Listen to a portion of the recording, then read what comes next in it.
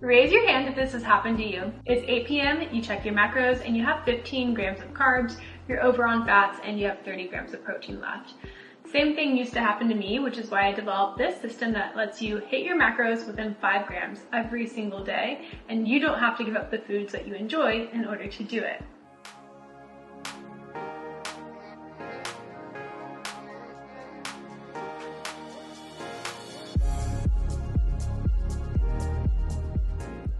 My name is Coach Jen, and I'm about to share with you how to hit your macros perfectly every single day. And I know this sounds crazy or maybe even impossible, but I promise you it works every time. The secret isn't to split everything perfectly between meals.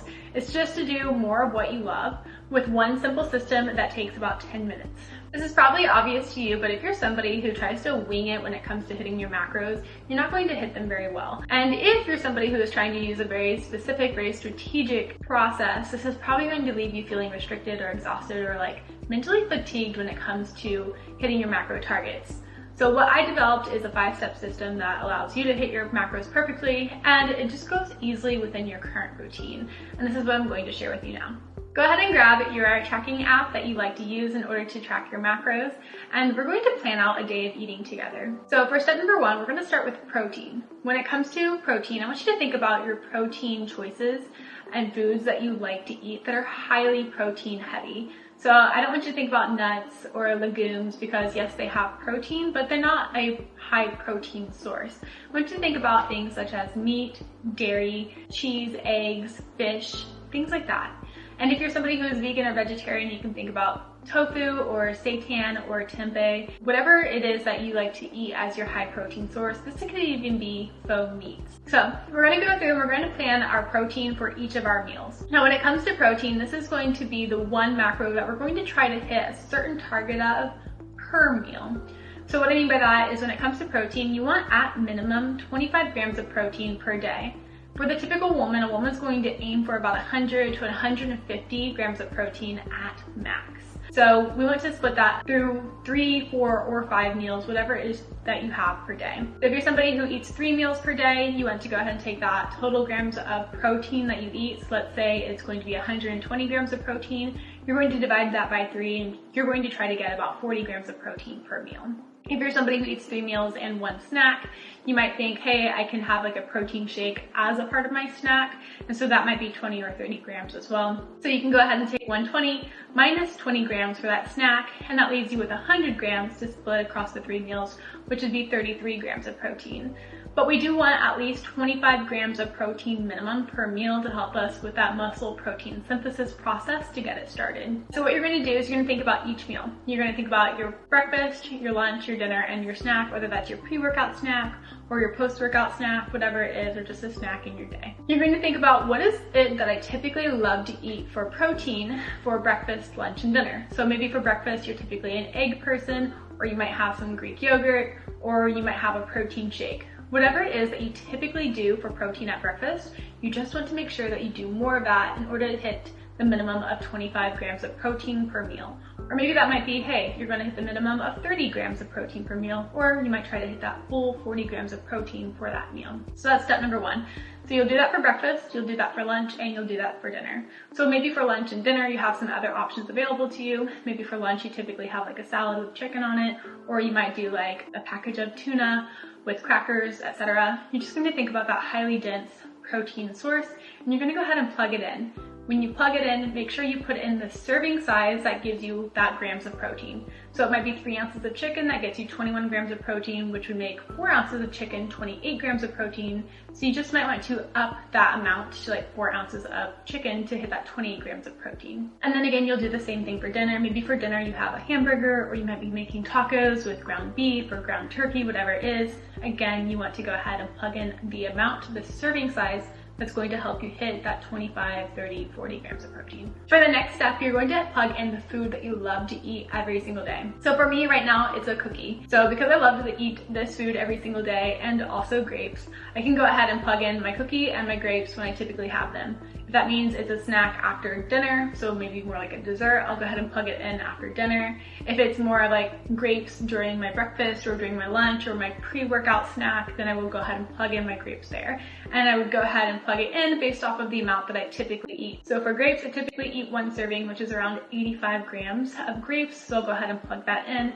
And then for a cookie, it just depends on the cookie that I buy at the store, and I plug that in, and that's what I'll have ready to go. So that means that you're going to enjoy the food that you love to eat every single day. You don't have to cut it out. You've already accounted for it. So now we have the protein target hit, and we have the foods that we love to eat every single day. Now, for step number 3, we're gonna go into the macro that's hardest for you to hit. So for me, carbs are the hardest for me to hit. I love to eat carbs. I can go over on my carbs. Therefore, it's hard for me to stay within range because I consistently go over on my carbs. So I'm gonna do the same thing that I did for breakfast, lunch, and dinner. When I hit my protein targets, I'm gonna do the same for carbs. For this, you don't want to aim for a specific target. So for protein, we're aiming for at minimum 25 grams of protein. For this one, we're just going to plug in what we typically eat and go from there. So maybe for breakfast, somebody might have a piece of toast or 2 pieces of toast. For lunch, they might have an apple or grapes or whatever it is as another carb source for them. And then for dinner, you might have like rice, you might have quinoa, you might have, again, bread or potatoes. Whatever it is, that carb source or that macro source, so my example is carbs, you would go ahead and plug that in what you typically eat. And then last but not least is we're going to do that same step for the next macro, so the one that you can typically eat.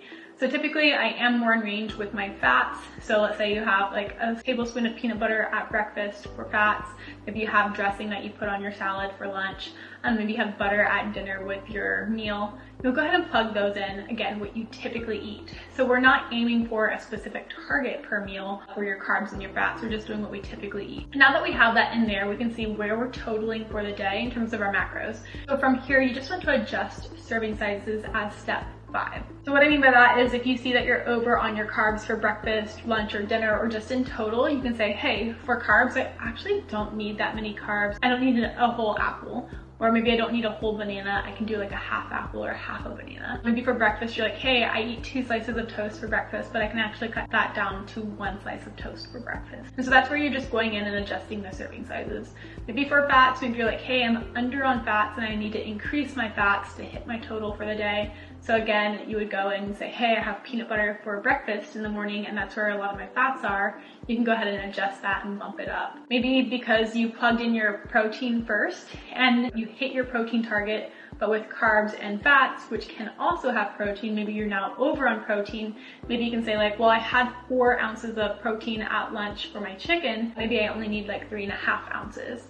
And so we bring that down to bring the protein back in place. So for step 5, you're really just adjusting the serving sizes of each of these highly dense sources so that you can hit your targets better. And that's also a big tip that I want to give to you too, is you want to focus on the foods that are highly dense in these macros. So for example, you want to focus on foods that are protein rich, carb rich, and fat rich. Where it gets a little bit iffy is whenever we get foods that have a big combination of these. Usually we're going to see this with more like processed foods or junk foods. So example, cookies, cakes, chips, ice cream, all that tends to be carb and fat heavy and not really have as much protein. Or we can say like nuts and legumes tend to have fats or carbs heavy with some protein. But we're going to see a combination of this. Or if you use like prepackaged foods, maybe you get like a frozen lasagna or like a frozen meal because it's grab and go quick. There's nothing wrong with that, but you might find it's hard to like balance that whenever you're trying to hit your macros. You can totally do it because it's convenient and it's easy. That's totally okay, but it's just a little bit harder to portion that out. Now that we have figured out how to do this, this should take you, maybe the first time it might take you 15 or 20 minutes to really figure it out.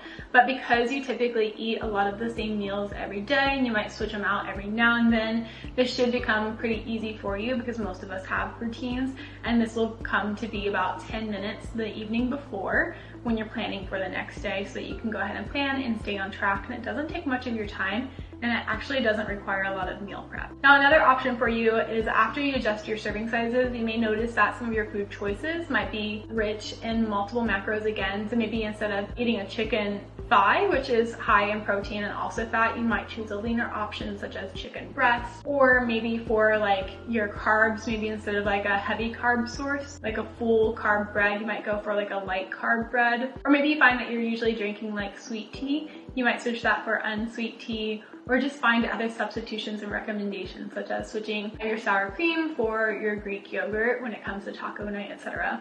So from here you can also, once you have your foods plugged in, just look for alternatives that are going to still help you stay on track and keep your routine, but maybe not be as high in terms of calories and multiple macros. I've been using this system for years and honestly it's changed my relationship with food, and I don't stress about macros anymore because I have a system that works.